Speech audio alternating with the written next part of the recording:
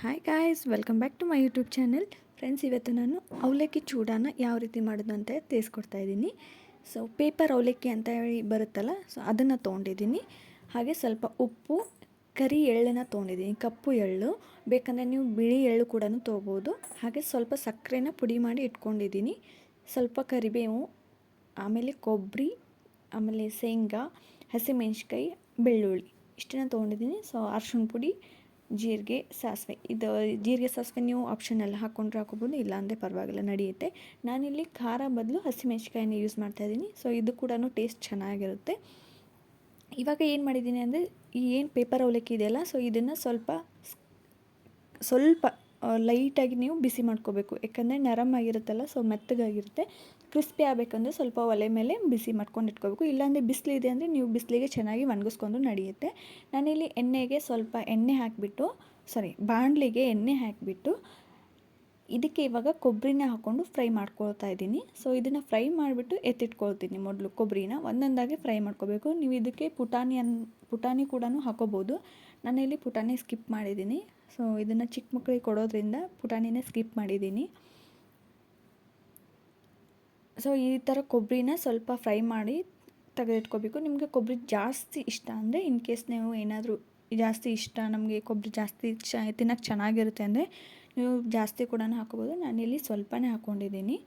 So ಹಂಗಾಗಿ ಇದನ್ನು ಸ್ವಲ್ಪ ಬ್ರೌನಿಷ್ ಆಗೋವರೆಗೂ ಫ್ರೈ ಮಾಡಿಬಿಟ್ಟು ಇದನ್ನು ಎತ್ತಿಟ್ಕೋಬೇಕು. ಅದಾದಮೇಲೆ ನೀವು ಕಡಲೆಪುರಿ ಅಂದರೆ ಶೇಂಗಾನ ಮತ್ತು ಎಣ್ಣೆಯಲ್ಲಿ ಹಾಕಿಬಿಟ್ಟು, ಆಲ್ರೆಡಿ ನಾನು ಹುರ್ಕೊಂಡಿದ್ದೇ ಇತ್ತು ಅದು, ಬಟ್ ಆದ್ರೂ ಸ್ವಲ್ಪ ಎಣ್ಣೆಯಲ್ಲಿ ಮತ್ತೆ ಹಾಕಿ ಫ್ರೈ ಮಾಡಿದ್ದೀನಿ. ಸೊ ಶೇಂಗಾನ ಹಾಕಿಬಿಟ್ಟು ಫ್ರೈ ಮಾಡಿ ಮತ್ತೆ ಎತ್ತಿಟ್ಕೋಬೇಕು. ಅದೇ ಎಣ್ಣೆಯಲ್ಲಿ ಮತ್ತೆ ಒಗ್ಗರಣೆ ಹಾಕಿದ್ರೂ ನಡೆಯುತ್ತೆ.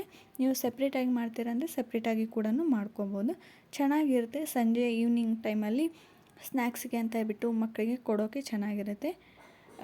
ಪುಡಿ ಖಾರ ಅಂದರೆ ರೆಡ್ ಚಿಲ್ಲಿ ಹಾಕ್ತೀವಲ್ವ, ಸೊ ಅದಕ್ಕಿಂತ ಈ ಹಸಿಮೆಣ್ಸಿಕಾಯಿ ಹಾಕಿ ಮಾಡೋದ್ರಿಂದ ಟೇಸ್ಟ್ ಇನ್ನೂ ಚೆನ್ನಾಗಿ ಬರುತ್ತೆ. ಒಂದ್ಸಲಿ ಟ್ರೈ ಮಾಡಿ. ನೀವು ಬೇಕಂದರೆ ಕಾಜು ಕೂಡ ಹಾಕ್ಕೋಬೋದು. ಶೇಂಗಾ ಥರನೇ ಅದೂ ಇರುತ್ತೆ, ಕಾಜು ಕೂಡ ಹಾಕ್ಕೋಬೋದು. ಡ್ರೈ ಫ್ರೂಟ್ಸ್ ಅದೆಲ್ಲ ಕೂಡ ಹಾಕ್ಕೊಂಡು ಮಾಡ್ಕೋಬೋದು. ಸೊ ನಾನಿಲ್ಲಿ ಸಿಂಪಲ್ಲಾಗಿ ಮಾಡ್ತಾಯಿದ್ದೀನಿ. ಇಷ್ಟೇನ ತೊಗೊಂಡಿದ್ದೀನಿ ಅಷ್ಟೇ. ಸೊ ವಿಡಿಯೋ ನೋಡ್ತಾ ಇರೋರು ಸಬ್ಸ್ಕ್ರೈಬ್ ಮಾಡ್ಕೊಳ್ದೇನೆ ನೋಡ್ತಾ ಇದ್ದರೆ ಪ್ಲೀಸ್ ಚಾನಲ್ನ ಸಬ್ಸ್ಕ್ರೈಬ್ ಮಾಡ್ಕೊಳ್ಳಿ. ಹಾಗೆ ಲೈಕ್ ಬಟನ್ನ ಕ್ಲಿಕ್ ಮಾಡಿ. ಹಾಗೆ ನಿಮ್ಮ ಫ್ರೆಂಡ್ಸ್ ಆ್ಯಂಡ್ ಫ್ಯಾಮಿಲಿ ಕೂಡ ಶೇರ್ ಮಾಡಿ ಫ್ರೆಂಡ್ಸ್. ಸೊ ನಿಮ್ಮೊಂದು ಲೈಕ್, ಸಬ್ಸ್ಕ್ರೈಬ್ ನಮಗೆ ತುಂಬ ಇಂಪಾರ್ಟೆಂಟ್ ಆಗುತ್ತೆ. ಹಾಗಾಗಿ ಪ್ಲೀಸ್ ಸಬ್ಸ್ಕ್ರೈಬ್ ಮಾಡ್ಕೊಳ್ಳಿ, ಹಾಗೆ ಲೈಕ್ ಬಟನ್ನ ಕ್ಲಿಕ್ ಮಾಡಿ. ಇವಾಗ ನಾನು ಸ್ವಲ್ಪ ಹಸಿಮೆಣ್ಸಿಕಾಯಿ, ಕರಿಬೇವು ಇದೇನಿದೆ ಅಲ್ವಾ, ಸೊ ಇದನ್ನೆಲ್ಲ ನಾನು ಒಗ್ಗರಣೆ ಹಾಕ್ತಾಯಿದ್ದೀನಿ. ನಾನಿಲ್ಲಿ ಜೀರಿಗೆ ಸಾಸಿವೆನ ಯೂಸ್ ಮಾಡ್ಕೊಂಡಿಲ್ಲ. ನಿಮಗೆ ಆಪ್ಷನಲ್ ಯೂಸ್ ಮಾಡಿಕೊಂಡು ಮಾಡ್ಕೋಬೋದು, ಇಲ್ಲಾಂದರೆ ನಡೆಯುತ್ತೆ. ಓಕೆನಾ. ನಾನಿಲ್ಲಿ ಬೆಳ್ಳುಳ್ಳಿ, ಕರಿಬೇವು ಮತ್ತು ಹಸಿಮೆಣ್ಸಿಕಾಯಿನ ಹಾಕಿ ಫ್ರೈ ಮಾಡ್ತಾಯಿದ್ದೀನಿ. ಇದನ್ನು ಲೋ ಫ್ಲೇಮಲ್ಲಿ ಇಟ್ಬಿಟ್ಟು ಮಾಡಬೇಕು. ಯಾಕಂದರೆ ಬೇಗ ಹೊತ್ತೋಗೋ ಚಾನ್ಸಸ್ ಇರುತ್ತೆ. ಹೊತ್ತೋದ್ರೆ ಅಷ್ಟೊಂದು ಟೇಸ್ಟ್ ಚೆನ್ನಾಗಿ ಬರೋದಿಲ್ಲ. ಅದಾದಮೇಲೆ ಕಪ್ಪು ಎಳ್ಳನ್ನ ಹಾಕ್ತಾಯಿದ್ದೀನಿ. ನೀವು ಬಿಳಿ ಎಳ್ಳನ್ನು ಕೂಡ ಹಾಕ್ಕೋಬೋದು, ಬಟ್ ನಾನಿಲ್ಲಿ ಕಪ್ಪು ಎಳ್ಳು ಸ್ವಲ್ಪ ನೋಡೋಕ್ಕೆ ಚೆನ್ನಾಗಿರುತ್ತೆ ಅಂತ ಹೇಳ್ಬಿಟ್ಟು ಕಪ್ಪು ಎಳ್ಳನ್ನ ತೊಗೊಂಡಿದ್ದೀನಿ. ಸೊ ಇದನ್ನ ಹಾಕಿ ಚೆನ್ನಾಗಿ ಫ್ರೈ ಮಾಡ್ಕೋಬೇಕು. ಸ್ವಲ್ಪ ಅದು ಕ್ರಿಸ್ಪಿ ಆಗೋವರೆಗೂ ಗೊತ್ತಾಗಿಬಿಡುತ್ತೆ, ಅದು ಎಲ್ಲ ಒಣಗ್ದಂಗೆ ಆಗಿಬಿಡುತ್ತಲ್ಲ. ಸೊ ಆ ಥರ ಡ್ರೈ ರೋಸ್ಟ್ ಆದಮೇಲೆ ಸ್ವಲ್ಪ ಅರಿಶಿಣ ಪುಡಿನ ಹಾಕ್ತಾಯಿದ್ದೀನಿ. ಸಾಲ್ಟನ್ನ ಹಾಕ್ಕೋಬೇಕು. ಸೊ ರುಚಿಗೆ ತಕ್ಕಷ್ಟು ಎಷ್ಟು ಬೇಕೋ ಅಷ್ಟನ್ನು ನೀವು ಸಾಲ್ಟನ್ನ ಹಾಕ್ಕೊಳ್ಳಿ. ಸಕ್ಕರೆ ಪುಡಿ ಏನು ಮಾಡಿ ಇಟ್ಕೊಂಡಿದ್ದೆ ಅಲ್ವಾ, ಸೊ ಅದನ್ನು ಏನು ಮಾಡಬೇಕು, ಲಾಸ್ಟಲ್ಲಿ ಹಾಕಬೇಕು. ಎಣ್ಣೆನಲ್ಲಿ ಏನಾದರೂ ಹಾಕಿದರೆ ಅದು ಗಟ್ಟಿ ಆಗಿಬಿಡುತ್ತೆ. ಸೊ ಹಂಗಾಗಿಬಿಟ್ಟು ನೀವು ಚುರುಮುರಿ ಎಲ್ಲ ಹಾಕಿದ ಆದಮೇಲೆ, ಅಂದರೆ ಅವಲಕ್ಕಿ ಚುರುಮುರಿ ಅಂತೀವಲ್ವ, ಸೊ ಅದಕ್ಕೆ ಇದನ್ನೆಲ್ಲ ಒಗ್ಗರಣೆ ಮಿಕ್ಸ್ ಮಾಡಿದ ಮೇಲೆ ನೀವು ಮೇಲ್ಗಡೆ ಸಕ್ಕರೆ ಪುಡಿನ ಉದುರಿಸ್ಕೋಬೋದು. ಬೇಕಂದರೆ ನೀವು ಲಿಂಬೆಹಣ್ಣು ಕೂಡ ಹಿಂಡ್ಕೋಬೋದು. ನೀವು ಇನ್ ಕೇಸ್ ಏನಾದರೂ ಹುಳಿ ಬೇಕು, ಲಿಂಬೆಹಣ್ಣು ಹಿಂಡ್ಕೋತೀನಿ ಅನ್ನೋದಾದರೆ ಈ ಒಗ್ಗರಣೆಯಲ್ಲೇ ಹಾಕ್ಕೋಬೇಕು.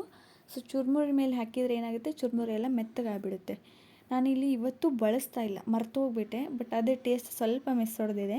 ಬಟ್ ನಾನು ಪ್ರತಿ ಸರ್ತಿ ಮಾಡಿದಾಗ ಈ ಒಗ್ಗರಣೆಯಲ್ಲಿ ನಾನು ಸ್ವಲ್ಪ ಲಿಂಬೆಹಣ್ಣು ಹಿಂಡ್ತೀನಿ. ಸೊ ಟೇಸ್ಟ್ ಚೆನ್ನಾಗಿ ಬರುತ್ತೆ, ಹುಳಿ, ಉಪ್ಪು, ಖಾರ ಅಂತ ಹೇಳ್ಬಿಟ್ಟು.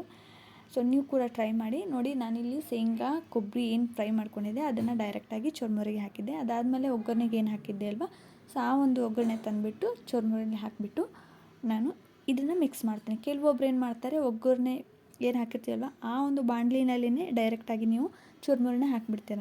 ಸೊ ಆ ಥರ ಮಾಡಿದರೆ ನಡೆಯುತ್ತೆ. ಬಟ್ ಏನಾಗುತ್ತೆ ಅಂದರೆ ಕೆಲವೊಂದು ಹೊತ್ತೋ ಚಾನ್ಸಸ್ ಇರುತ್ತೆ. ಅದಾದಮೇಲೆ ನರಮ್ ಆಗಿಬಿಡುತ್ತೆ. ಆಮೇಲೆ ನಿಮಗೆ ತಿರ್ವಾಡೋದಕ್ಕೆ, ಅದನ್ನು ಕೈಯಾಡಿಸೋದಕ್ಕೆ ಏನಾಗುತ್ತೆ, ಬೋಗಣಿ ಎಲ್ಲ ಬಿಸಿ ಇರುತ್ತಲ್ಲ, ಸೊ ಅದನ್ನು ಹಿಡಿಯೋಕ್ಕಾಗಲ್ಲ. ಹಂಗಾಗಿಬಿಟ್ಟು ಹೊತ್ತೋ ಚಾನ್ಸಸ್ ಜಾಸ್ತಿ ಇರುತ್ತೆ. ಸೊ ಈ ಥರ ನೀವು ಡೈರೆಕ್ಟಾಗಿ ಹೊರಗಡೆ ಇನ್ನೊಂದು ಪಾತ್ರೆಯಲ್ಲಿ ಹಾಕಿಬಿಟ್ಟು ಕೈ ಆಡಿಸೋದ್ರಿಂದ ಚೆನ್ನಾಗಿ ಮಿಕ್ಸ್ ಆಗುತ್ತೆ. ಮಿಕ್ಸ್ ಮಾಡೋಕ್ಕೆ ಒಂದು ಸ್ವಲ್ಪ ಹೆಲ್ಪ್ ಆಗುತ್ತೆ. ಹಾಗಾಗಿ ನಾನು ಡೈರೆಕ್ಟಾಗಿ ಒಗ್ಗರಣೆ ಹಾಕ್ಕೊಂಡ್ಬಿಟ್ಟು ಇದಕ್ಕೆ ಮಿಕ್ಸ್ ಮಾಡ್ಕೊತಾ ಇದ್ದೀನಿ.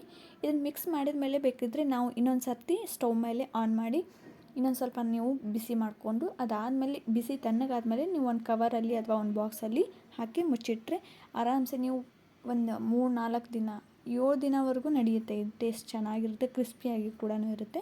ಗಾಳಿ ಹೋಗದೇ ಇರೋ ಥರ ಇಡಬೇಕು. ಓಕೆನಾ. ಇಲ್ಲಿ ನಾನು ಸಕ್ಕರೆ ಪುಡಿನ ಹಾಕಿ ಇವಾಗ ಕೈ ಆಡಿಸ್ತಾ ಇದ್ದೀನಿ. ಸೊ ವಿಡಿಯೋ ಇಷ್ಟ ಆದರೆ ಪ್ಲೀಸ್ ಲೈಕ್ ಬಟನ್ನ ಕ್ಲಿಕ್ ಮಾಡಿ, ಹಾಗೆ ಸಬ್ಸ್ಕ್ರೈಬ್ ಮಾಡ್ಕೊಳ್ಳೋದನ್ನು ಮರಿಬೇಡಿ ಫ್ರೆಂಡ್ಸ್. ನೋಡಿ, ಈವ್ನಿಂಗ್ ಸ್ನ್ಯಾಕ್ಸ್ಗೆ ಅಂತ ಹೇಳ್ಬಿಟ್ಟು ಸಖತ್ತಾಗಿರೋ ಅವಲಕ್ಕಿ ಚೂಡಾನ ರೆಡಿಯಾಗಿದೆ. Thank you.